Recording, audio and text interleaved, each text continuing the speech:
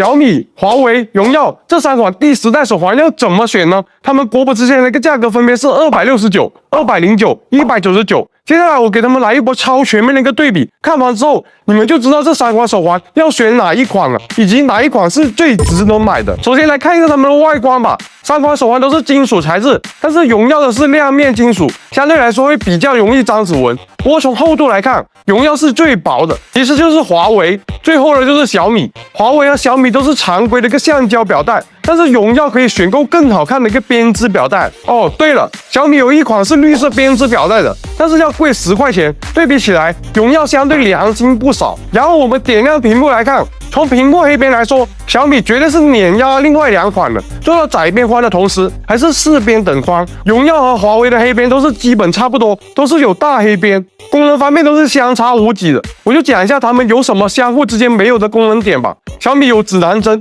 ，NFC 版本支持碰一碰支付，有录音机，同时小米手环是可以下载一些应用或者小游戏的。但是华为和荣耀手环呢，就不能下载其他应用，而且荣耀 App 上面的一个功能点会比较少一点。小米的一个可玩性也是比其他2个好太多了，因为它有第三方的一个论坛，上面有不少的大佬分享一些有意思的玩法，给手环刷更多的一些功能。小米手环10这次也是加入了心率广播，所以3款手环都是有心率广播的。喜欢骑车的朋友可以放心，这3款都可以入。我们再来看一下它们的一个续航吧。官方宣传，极限使用的状态下可以用21天，那就是说纯当一个看时间的一个小废物，也许能用这么久。但是哪有正经人会这样用啊？所以我在功能全开的一个情况下，实测了一波，小米手环10的一个续航是最差的，大概能用个5-6天，而华为和荣耀大概是可以用个8天左右。而且华为的一个充电速度是最快的，如果你把它用到没电，基本你洗个澡回来就能充满电了。马达方面，小米也是碾压另外2款的，用的是线性马达，而且在滑动跟界面上也支持滑动反馈，滑动起来是真的很爽。华为和荣耀用的是转子马达，震动的感知不太强，经常有消息提醒来了也没啥感觉，设置闹钟也很难把你震醒。